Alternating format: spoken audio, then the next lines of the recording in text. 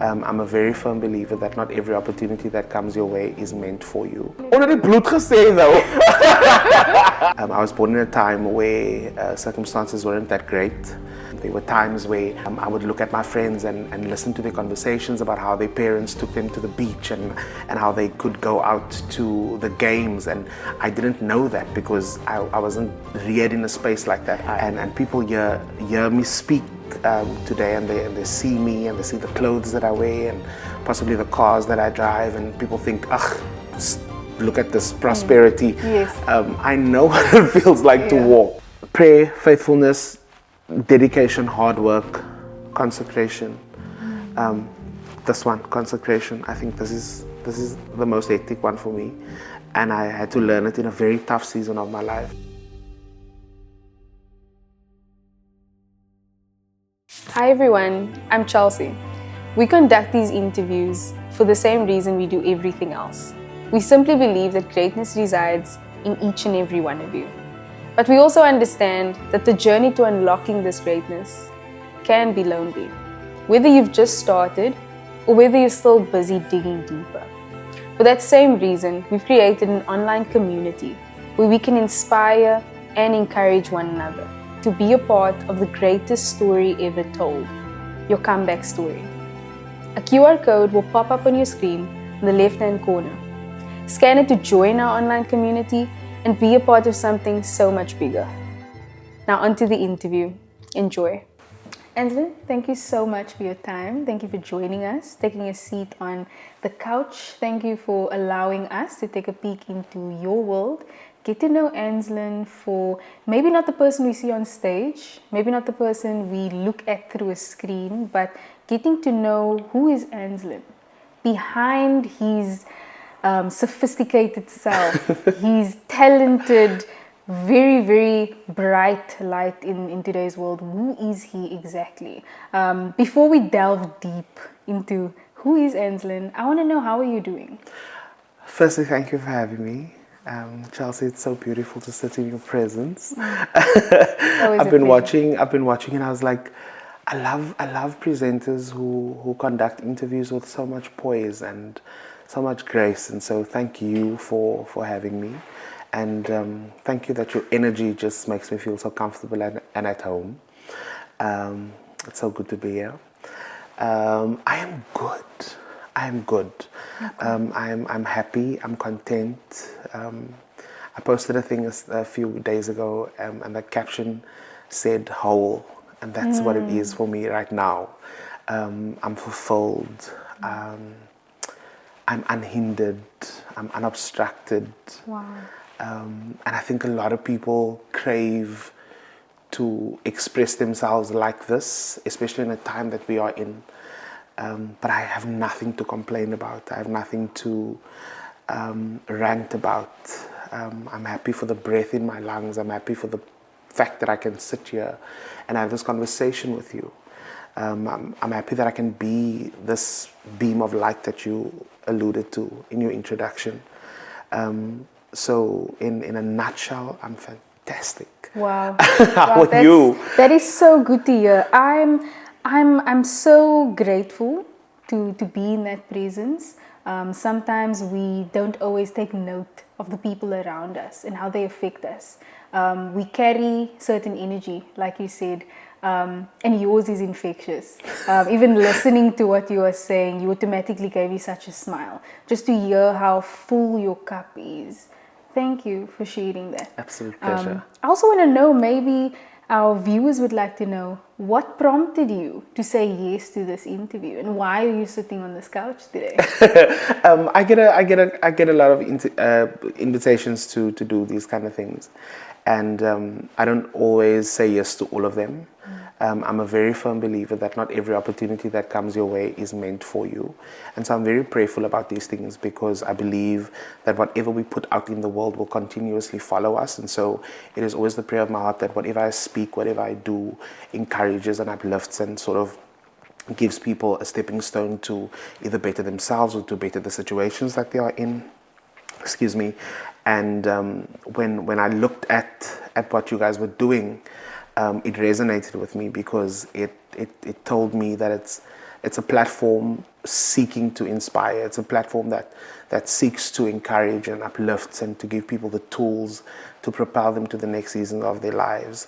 And I said yes because I want to be a part of a movement that promotes excellence. I want to be a part of a movement that promotes growth, and so whatever I say today, whatever I speak about today, I hope that even if it's in one person, that it plants a seed of growth, and that life will just be kind to them so that it germinates into something beautiful.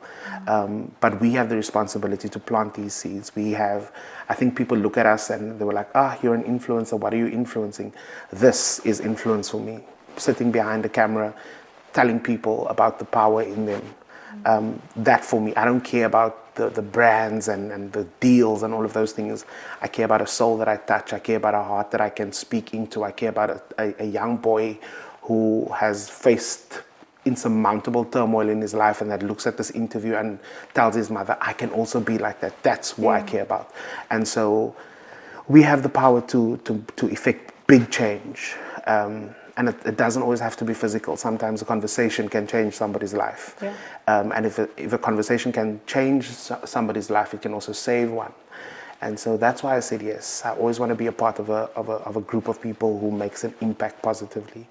And impact looks different to everybody. This to me is impact. That's such a wonderful introduction into not only understanding why we sit here today, but such a nice look at the person you are. So thank you for that. Now that we kind of know a bit about you, maybe what you stand for and what you're looking for in life, and most importantly, how you are doing, many might recognize this face on their screen for the first time meeting you. So maybe take us through exactly who is Anslin. Tell me where you've grown up. What does that 9-year-old Anslin look like? Nothing like this. Nothing. So firstly, my name is Anslin Gysman, as I've been introduced. I come from a small informal settlement called Philippi, Klipfontein Mission Station. And I was raised by my grandmother and her son, my uncle. I was born in a time where circumstances weren't that great for my family, and my mother and my father were unable to look after me or to care for me at that time. And my grandmother then decided to leave her job and to look after me, and she and my uncle then both raised me. Later on, as I obviously grew older, my mother obviously sort of pulled her weight here and there, tried to make amends, and obviously tried to be more visible in my life. So did my father to an extent. I think a lot of kids have these kind of stories and, eventually end up very negative towards their parents because they couldn't care for them or they couldn't look after them. Yes. But I am very happy and grateful that I have the ability to understand that things were very different back then, 30 years ago. And people didn't have the tools that they have now to create something out of nothing. So I understand that circumstances didn't allow for me to grow up in a perfect family home. There were times where I would look at my friends and listen to their conversations about how their parents took them to the beach and how they could go out to the games. And I didn't know that because I wasn't reared in a space like that. But what I do know is a home filled with love. What I do know is a home filled with an attempt to provide. What I do know is a space where people exempted or sort of displayed incredible resilience in trying to push life, And so I grew up in Philippi with my grandmother and my uncle. They call it a sangaisi. And that's where I grew up, in a shack sort of home. I think I was in grade 9 when I had the privilege of switching on a light switch for the first time. Wow. We didn't have geysers and flushing toilets and those type of things that we had to go outside. So that was my upbringing. But like I said, I grew up in a home filled with love, and people hear me speak today and they see me and they see the clothes that I wear and possibly the cars that I drive, and people think, look at this prosperity. Yes. I know what it feels like to walk, you know. And so I don't classify these things as success now. Just disclaimer. I don't classify this as a success. I do classify and sort of identify them as sort of strides in the right direction in terms of alleviating yourself from the circumstances that life inherently dealt you with, you know. So that was my upbringing. I used to play in the sun patches. We didn't have roads at the time. Drie blakkies, nickies, very childlike childhood. Yeah.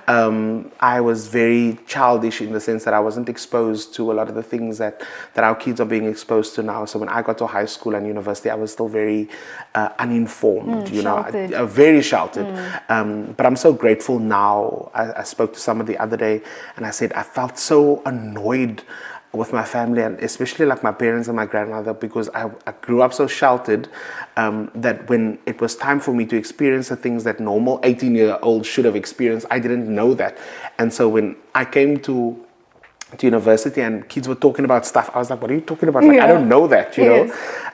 So I did grow up sheltered, and previously it would have angered me because I felt like I was being robbed of a childhood. I was being robbed of experiences, but at this point, I'm so grateful that I did grow up sheltered because I was shielded from a lot of the things that other people are now succumbing to, you know.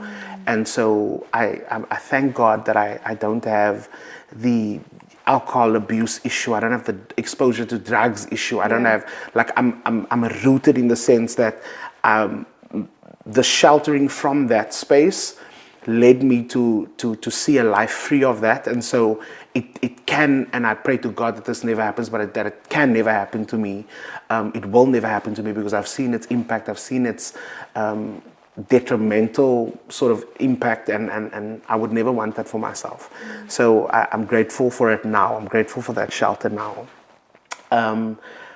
The Anslin now, I am a young professional. I work as a human resources professional in the payroll unit at UWC, which is the University of the Western Cape. Academically, I have a background in linguistics, a postgraduate background in human resources. Okay. Another postgraduate background in payroll and taxation from UCT. Yeah. And I am now enrolled in the brand new honors program in strategic finance and business informatics at UWC, with the hopes to do my master's in commerce and then eventually my PhD. So wow. I'm a brainiac. I'm a brainiac. Besides everything else. Yeah. I love books. I think I love knowledge. And I think the reason why I love it now is because I never used to. I remember there were days in high school where I couldn't do mathematics. And now I'm doing full-on accounting for a living, you know. I was horrible. There was one term in high school I got 8%. For math. I was like, wow. And so when I graduated with the postgraduate in advanced taxation and payroll at UCT, I was like, look at me, a whole top of the class valedictorian, and I couldn't do math to save my life. But also your story will change as much as you want it to change. Exactly. So professionally, that's me. I love my job. I love waking up in the morning to do my job. That was me academically and professionally. Spiritually, I am the worship pastor at City Harvest Church, where I pastor the worship ministry. Excuse me. And I'm responsible for leading the Church of God into the Holies of Holies. I spend most of my time teaching and rearing up other worship leaders in the church and sort of mentoring them and coaching them so that they can obviously run with this call. And that's what I do, and it's a passion of mine. It's something that I love doing. And what else do I do? Oh, I'm a singer, I think. Oh yeah, maybe mention that. I think I hold a note or two. Perhaps. I always forget this part. Okay. I'm a singer, a songwriter. producer, vocal coach, backing vocalist, whatever you want to call me. I love music. I was a finalist on a very worldly renowned show called The Voice South Africa, where I finished. Was it top 8? Was it top 8? Yeah, it was the top 8. And I then went on to step away from the backing vocaling space and started picking up the microphone for myself. I just launched an album. Oh, did you? I did. I launched my debut album called Evolve. I mean, you know. Of course I know. We had an incredible launch at the Artscape Opera House, which is a dream come true for me. This brown boy from Philippi, the dusty streets of Cliffontein Mission Station. And that wasn't too long ago. It was July. Yes. And you know, to stand on that stage and watch 2,000 people screaming your name and singing your songs, and I'm just thinking, is this what, you know, faithfulness does? Yes. So then there's that. I'm a social media personality. I'm a content creator. I don't know. I'm a lot of things. I wear a lot of hats. And I think if we're going to talk about me, though, we're going to sit here a long time. Yeah, this is a very long story. Lots of chapters to go through. But I sometimes think you present so... You have such a warm spirit, firstly. Oh, thank you so much. You much. present yourself so wonderfully. I see that confidence, but the other side of the coin is so much humility. So I would like to understand where exactly you've started. Walk us through your road to fame. Sometimes we see stars on a platform and think they've just magically landed that role. They've just been discovered as soon as they've started. And it doesn't work like that. So from your perspective, Anslin, what exactly is your road to fame? Firstly, what is fame? What is fame? I don't classify myself as famous. I think I might be impactful. Yeah. I'd take that one over fame. But for the sake of this conversation, let's call it fame. I think I'm diligent. And I'm extremely faithful. And I am exceptionally hardworking. Stephen Gesey says that you can be more talented than me. You can be better looking than me. You can be more fit than me. But you will never be able to outwork me. And that is something that I learned many years ago when our friendship started. And I look at him and I think to myself, dude, you are insane. Yeah. Like, Soph can be in 5 countries in one day. Like he's just Superman. Yeah. And it always made me think about, sometimes I'm in spaces where I'm not the most talented. I'm not the thinnest. I am not, my hair isn't like everybody else. It's not straight. I have this curly head of hair. And I always just think about, how am I going to feel when I step out of a space? Am I going to be proud of the contributions that I've made in that space? Or do I care more about how other people feel when I walk out of the space? And so everything that I've always done, priority number 1 for me was it fulfilling for me? Was it doing something positively in my life? And so every space that I have the privilege of penetrating, I do it with the utmost respect. I give every platform the same level of professionalism. I give them the same level of energy. I give them the same level of show up. Yeah. How I think I got to this place today is being diligent and faithful and hardworking. I started as a backup singer. I went to The Voice South Africa. I came back, pursued a solo career, and now I am where I am. Possibly because of social media and the fact that people just love the nonsense that I talk. And so I happen to also sing. And so that makes it a bit easier. It makes me a more multifaceted individual, you know. But I think it's because I've worked hard. I said to somebody recently, there is nobody, and this is probably me being a bit conceited, but I thought if nobody else says it to me, I'm going to say it to myself. And I say this with all the humility in the world. That nobody can point a finger at me and say you are where you are because somebody gave you that opportunity, or somebody gave you, somebody might have afforded me the opportunity, I'm not discrediting that, but nobody can say that I am where I am because somebody gave it to me on a silver platter. I worked every single thing. I've labored, I've sacrificed, I've cried, I've heard the no's, I walked into the slammed doors. I had to build up my character after somebody told me that I wasn't good enough. I've literally labored. And so every accolade I receive today, every bunch of flowers that is given to me, I take it with the utmost respect and so much humility, because it's not an indication of my success. It's not an indication of the fact that I'm brilliant. It is an indication of somebody's recognition of the hard work that I've put into this craft.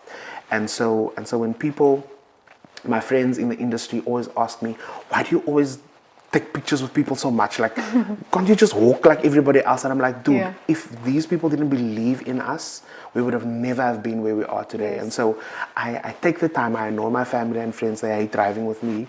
Pardon, they hate sitting with me in restaurants, because I can just like speak to everybody.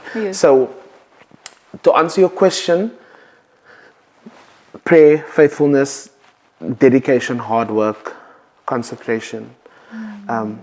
This one, consecration, I think this is the most hectic one for me, and I had to learn it in a very tough season of my life. Is that you don't always have to have an answer for everything. You don't always need to share your side of the truth to a story. You don't always have to defend your name. You don't always have to defend your honor. You don't always have to stand up for yourself when other people are saying whatever, or the naysayers are contributing to the noise. You focus on what God has given you. Focus on the story that you have to tell, and allow Him to be who He says He is in your life. And I think that was the one thing that has kept me in this time, is that I've allowed God to be who He says He is, and I've experienced the reward of trusting Him. Take us through that difficult period of your life that you just briefly touched on. Tell us maybe a moment that you had laying down, and this doesn't have to be physically, mentally feeling exhausted, or at a point of not wanting to get back up. It wasn't so far away, actually. It wasn't so long ago, to be honest with you. About 2.5 years ago, something happened in my space, and I had lost an entire friendship circle. An entire friendship circle that I had invested my time, my energy, my heart in, and like life happens, people walk out of your life, and I'm an individual. When I love hard. When I give my all. That's just who I am. That's just my character. And to be ripped out of a context where everybody is gone and you're sitting there alone, like, it was like, whoa, what's happening? Yeah. But it came with a lot of extra things. It came with stories. It came with drama. It came with rumors. It came with lies. It came with people closing opportunities or stepping in front of opportunities. It came with gatekeeping. It came with blacklisting. It was just hectic, you know. And in that time, I was like, wow, like, where am I? Like, how did I get here, you know? and I always, when I speak about this, I always get very emotional, because it was such a tough time for me, and I like to think that people see me as the embodiment of resilience, because that's always the aura that I want to put forth. Besides the fact that I'm talented or whatever, I just want to. When people look at me, they must see perseverance and you know, that sort of thing. And so there was a time in my life where I couldn't be that person, because I felt worthless. I felt knocked down. I felt empty. I felt like I'm pouring into everybody's cup, but my cup is empty. I felt like I was being drained. I felt alone, you know. Like, have you ever felt like you were in a room with 20 people, but you're still by yourself? Yes. Like, that's where I was. And I remember performing the community gala for the Cape Philharmonic Orchestra, and somebody comes to me after the show and says to me, and this was at probably the week that everything started going south, and this person says to me, listen, I don't know you. I don't know what you're going through. God just wants me to tell you that He's fighting on your behalf. Stay the course, that you are about to enter a very rough season of your life. Just focus, don't lose focus. Consecrate your mouth, don't say anything, don't respond, don't clap back, don't share the truth even if you know it. Let Him be who He says He is in your life. And I was like, shh, what is this? But I'm just, in my mind, I'm thinking, this is just a fan. Let me just take the picture, let me smile, say thank you, and we move on. Yeah. And the very next day, things started happening, and and I get phone calls, and there's just so much noise. And lo and behold, this prophecy that somebody had shared with me that night kept me, and it only rang a bell, I think, like 6 months afterwards, and then the storm was storming. Yes. It was R. Kelly. And while everything was happening, and my life was falling apart on my left, God was showing Himself on the right-hand side. And so for every opportunity that I lost on the left, God gave me 5 more on the right. For every door that closed on the left, He opened 3 more. And so continuously, as the devil was trying to rob me of my joy, God was showing Himself strong and mighty. And so that was a period in my life where I was low. I was low. I couldn't tell you that Jesus loves you because I didn't believe it. I couldn't tell you to keep going because I had stopped. And then I had to get myself to a place where I realized that, listen, it's not about the noise. It could never ever be about the noise. Your breakthrough and your freedom is locked up in the realization that you are more than what other people say you are. Because at the end of the day, if you are going to base your life and base the speed at which you accelerate based on how other people view you and what they think of you and how they value and classify you, you are going to be at a very disadvantaged space and place in your life. And so I needed to take back me for me, so that I could be proud of me, so that when I look in the mirror, I can look at myself and be like, you are the sum total of a bolong nonsense that has turned into something beautiful. Come on, the recycling project. Oh, come on. But there was a time, and that's why when people ask me if you had asked me how I was 2 years ago, I would probably sat here and cried. And so I thank God that I can now respond to people and tell them I'm whole, I'm full, because it costed me therapy and counseling and cries and crazy thoughts, not wanting to go on stage and all of these things. Like it took me a long while to get to this place, and that's why I'm so protective of my space now. Yeah. And rightfully so. Welcoming certain people in your life, they have a tremendous impact. Yeah. Both positively and negatively. So I respect that so much. Listening to you speak about your faith is incredibly beautiful. Just the confidence you have in God's word and His promises over your life is so beautiful. Talk to me a bit about that role that faith has played in anything that you've chosen to embark on. Your journey is not complete. Your story is still being written. But at the core of it all, I think you keep placing God there. So talk to me a bit about your faith and how you've positioned Him in what you do, in everything that you do. A friend of mine has a movement called Jesus This, Jesus That. And Rory Sang Tandikiso is absolutely incredible in telling the world about Christ.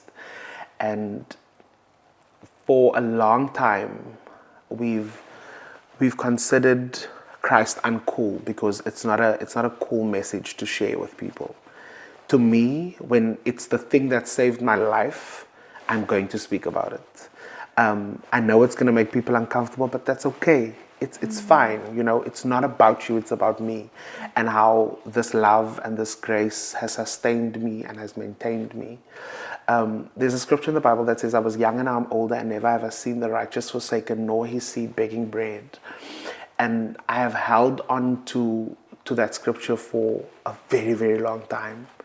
And every time I take on something new, I'm reminded that I was young and now I'm older and never ever seen the righteous forsaken nor his seed begging bread. If I go through a valley where things aren't going according to my plan, I'm reminded that I was young and now I'm older, and I'm sure his righteous will never be forsaken. And so that scripture has always been the underscore and sort of the safety net for me. So if I fall, I know that I'm falling on his word. If I stumble, weet ek dat my ouma al gesing het, as jy struikel en jy val, red my nog eenmaal. So I know my foundation is solid. And so whatever the storms of life may bring on my path, I'm not afraid of going through the storm. Because I think a lot of people try and navigate their way around the storm because the storm is uncomfortable. Yes. But I think it's okay to go through the storm because it's in the storm that we learn what our limits are. It's in the storm that we learn about how far we can push the boundaries. It's in the storm that we learn how we can survive in the toughest of situations or circumstances. It's in the storm where we are equipped with the necessary tools to propel us to the next season of our lives. So should we encounter another storm, that we are able to navigate that storm with a bit more ease. And so my faith is something that I'll never be ashamed about. I'm unapologetic about it.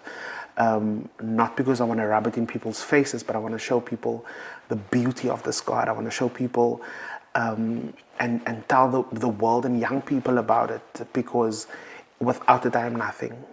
And I could speak about him for days and hours. Yeah. I said to the church the other day, I'm so in love with God.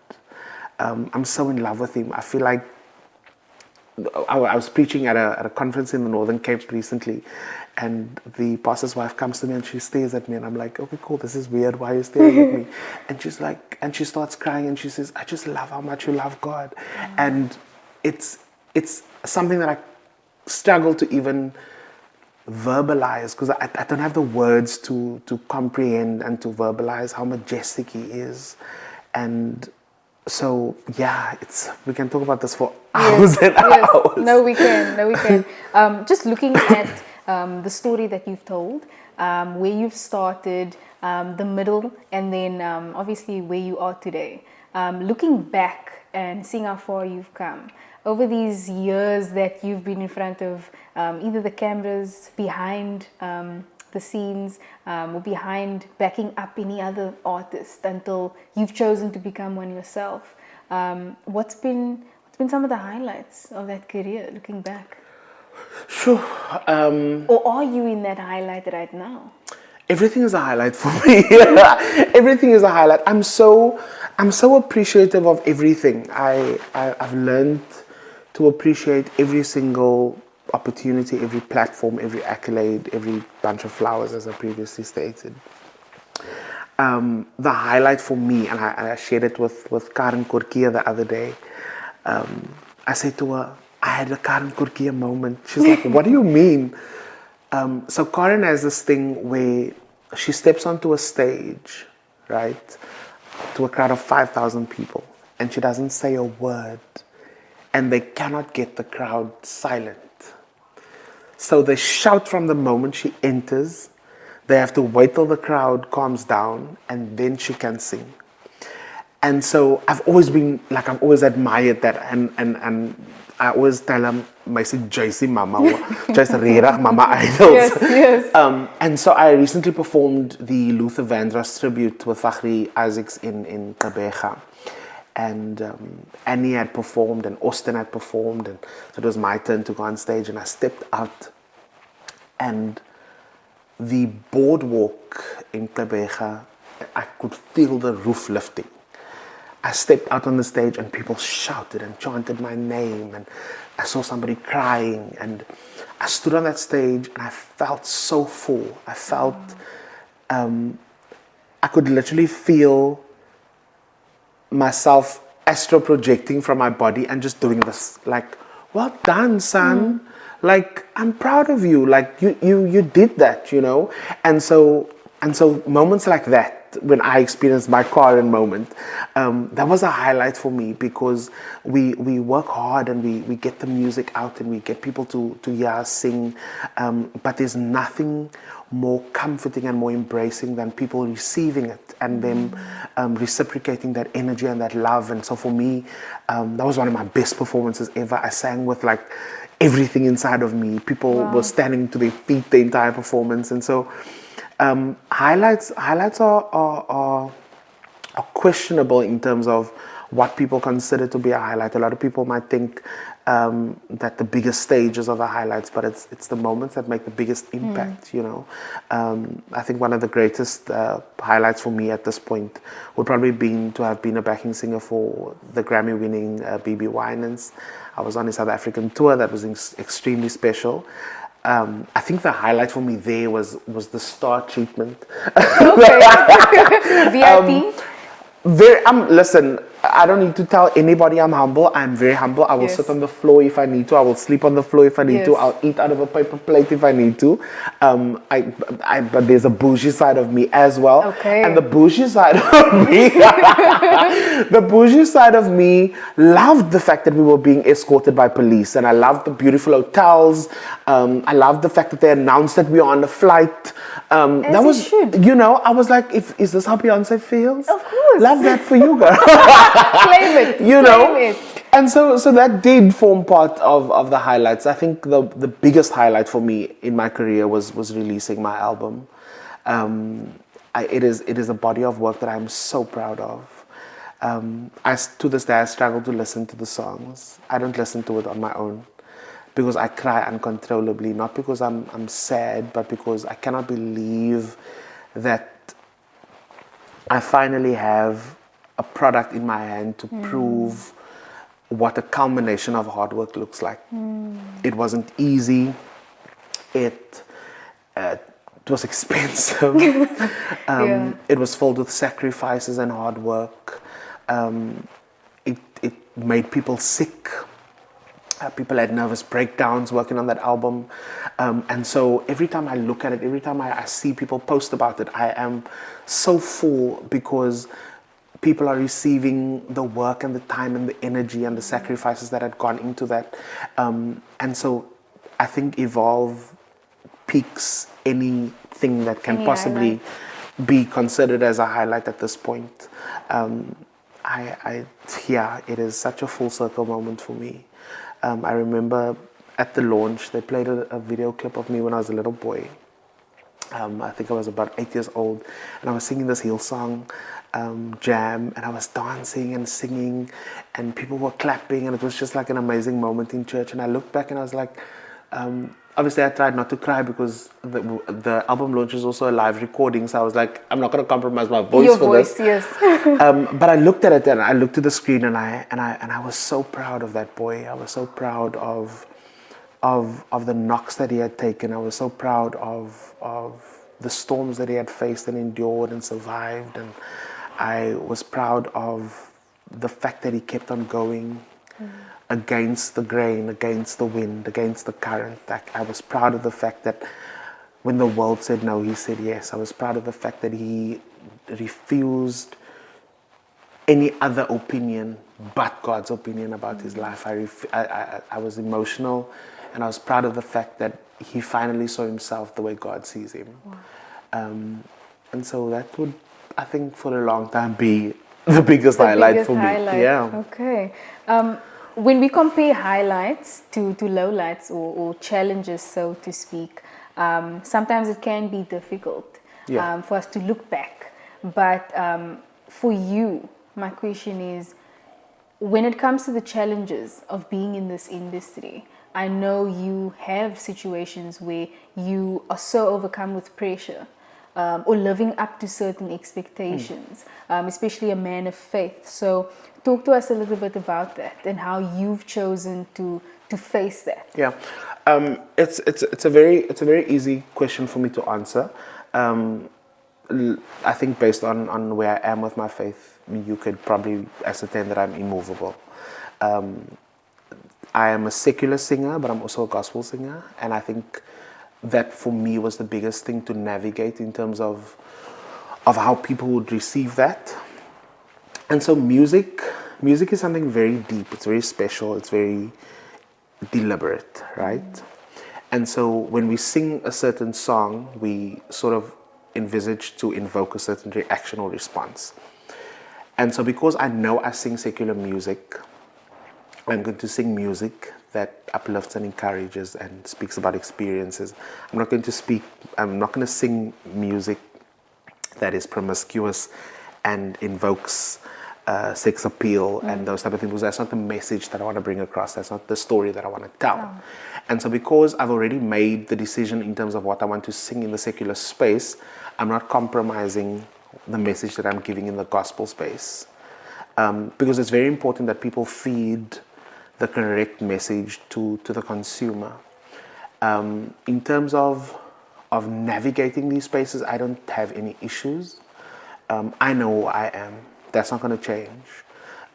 Your opinion of me and what I do is not going to influence how I see myself in any way. There's nothing that this world can offer me that would ever make me shaky in who I am. There's no amount of money, there's no amount of alcohol and drugs and cars and glamour that could ever make me part from this God, because I know life without Him. I know what life is without having that source, and so I could never see myself dwindle from that, just to have a moment of pleasure or a moment of fun. It's not about that for me. So I go to work, which is the secular space. I go to work, I do my job, I get into my car, I go home. I don't sit with people afterwards and hang out and chill after the gig and converse around certain things. I don't do that. I'm very cutesy, I'm very mindful, very demure. And so in terms of navigating the challenges, I don't have experiences where people are rude to me. I don't have experiences where people don't pay me on time. Oh, you're so lucky. I don't have experiences where people slander my name or create stories about me or whatever. I don't have these things, and a lot of people find it very interesting and funny that I'm not having these kinds of experiences, but I tell them it shouldn't be funny. It should be very normal. I show up on time, or at least I try to, as extensively as possible. I know I was late for this interview, but I show up on time. I give people the same amount of energy, regardless of if the gig is for 50 people or 200 or 2,000. I give them the same level of excellence. I'm myself all the time. The person you see on social media is exactly the person you're going to see in person, or at least I hope so. I am very introverted sometimes. I don't always want to speak to people. I want to run and hide. But I try and be consistent in every avenue. In the service that I give, in my personality, the energy, whatever it is, I try and be extremely consistent. And so when you mentioned the issue of lowlights, I was trying to think to myself, what am I going to say? Yeah. Because I'm so intentional about the pursuit of greatness that I don't think I've given myself the time to orchestrate stuff in my mind that are not advantageous for my life and my career. I'm never sitting and thinking, oh my gosh, this is so hard. I'm hella tired. I could fall asleep right here on this couch.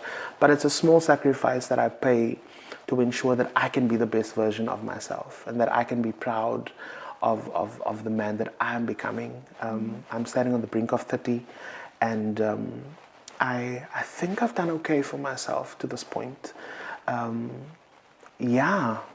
No lights, what's that? What? We can't mention it. Already bloed gesê though. Knock on wood. No, that's amazing. And so if you don't mind, I want to take this conversation back to the beginning. Okay. You're so beautifully talking about your family, which I think is such a beautiful aspect of your story.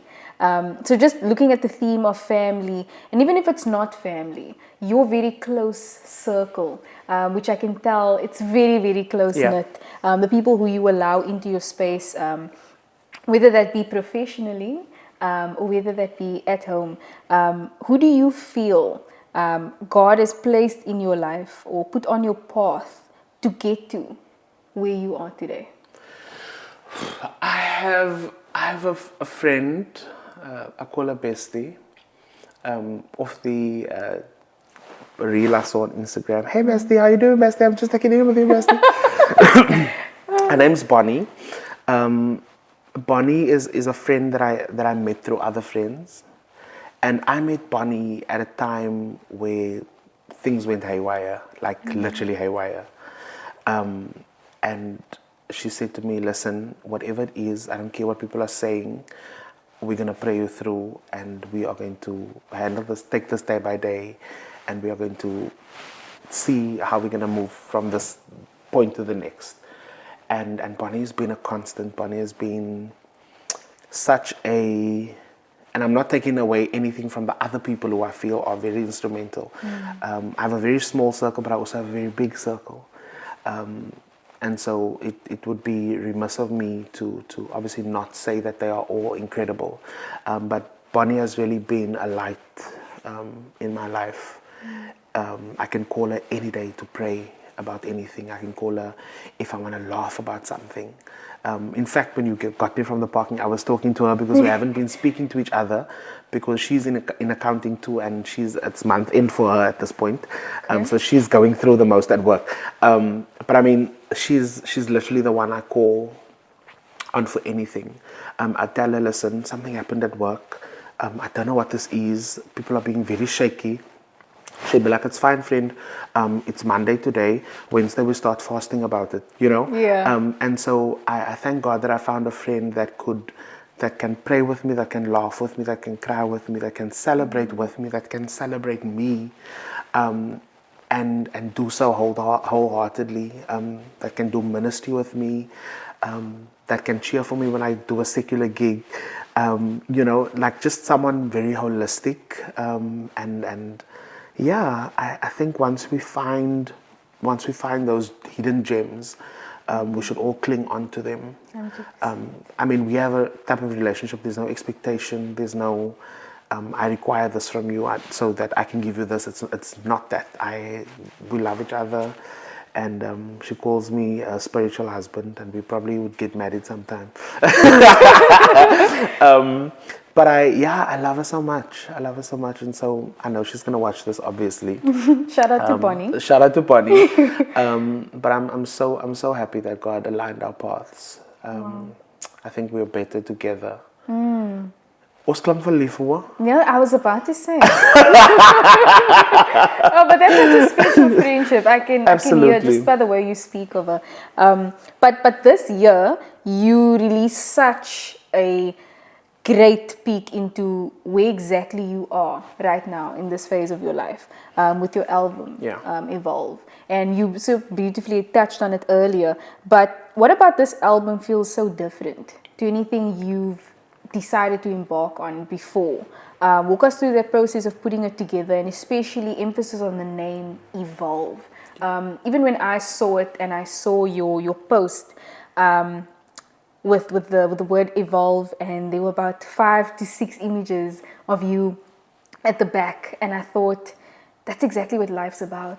We are ever changing, ever growing. So maybe that is the reason, and maybe definitely.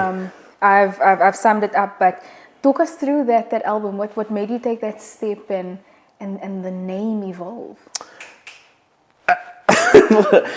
Evolve is a combination of steps to a journey.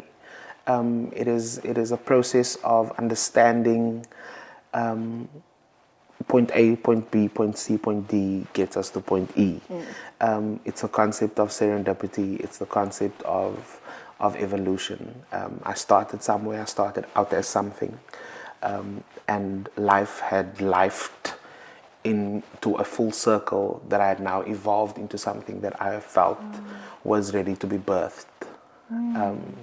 And so I was always stuck on the point of how do we birth something that has evolved, because you had to been birthed already. Yes. But it's almost the notion of dying to self, so that you could be rebirthed into something that evolutionized. And so creating that album was extremely special. It was an album written out of experience. It was an album written out of encounter. My favorite song on the album is called Inconvenienced for You.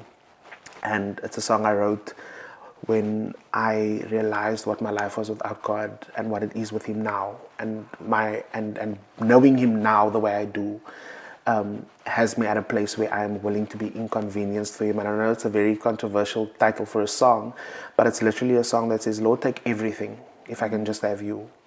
You can take all the fame, you can take all the fancy things, you can take the gadgets, you can take the whatever you want to take. But if I can have one more moment in your presence, that's what I'll sacrifice all of this for. And so when people listen to the album, it's literally an experience of a journey. If you are lost and you need to be found, there's a song for you. If you were found and lost your way but need to come back, there's a song for you. If you are at the peak of your relationship with God and you just want to say thank you to Him, there's a song for you. If you are at a place where you're like, listen, nothing's going to remove me from His feet, I'm steadfast, immovable, there's a song for you. And so like my journey was captured in this album, I'm sure everybody who listens to this album will find a moment in that album for them and be like, this is where I am. Yes, Thank you. Yes, that's amazing. Just to find a piece of you in that album is so special. And like you said, there's a space for everyone. I want to close off by asking what advice you have for either your younger self, that looking back you can inspire that little Anslin, or anyone else out there looking at this video, listening to this, and any last takeaway you want to leave our listeners with. I always find it very difficult to conclude these type of things, but if I had a few words to say to them, I'd probably say, don't stress. Don't stress it out. You are where you need to be. Whatever you are busy with at this point in your life is something that was predestined and preordained for you to be busy with. Don't become anxious because things aren't going at the pace that you would like it to go at. You are not the master of life and your destiny, even though we tell people you are the master of your own destiny. You are not. There is somebody who has orchestrated an entire life for you. And so when you are seeking favor, when you are seeking breakthrough, when you are seeking all of those things that you require in your life, know that it will reach you. Favor doesn't have preference. Favor is your portion and it will locate you. It just won't happen in the time that you need it to happen or you want it to happen. And so something that I've learned on this journey of life is that God doesn't give you what you want, but He gives you what you need, so that you can propel yourself to the next phase of your life where you actually need to excel. And so don't be despondent, don't give up, don't become heavy. Give your dream the same energy that you are going to give your success when you reach it. Wow. It's powerful. Yes. So incredibly powerful. What a message. I felt that. Give your dream the same energy you're going to give the success. I think that's important for me, is that we maintain the energy, keep the energy. We have a postgraduate slogan at UWC that says, what if your what if works? Come on. What if? Come on now. Anslin, on that note, we have nothing left to say. Thank you so much for allowing us into the behind the scenes of Anslin. We've gotten to know you on social media, and please don't ever stop. Continue sharing your beautiful spirit, and this message I think will stay with me especially long after you leave. So thank you for that. Thank you so much for having me, and thank you for watching, guys. Hey everyone, we've come to the end of this episode. I would just like to say thank you. Thank you so much for spending the time with us. If you like this interview, please like this video and subscribe to our channel. If you have a spare moment, scan the QR code and join our growing community. Until then, see you in the next episode.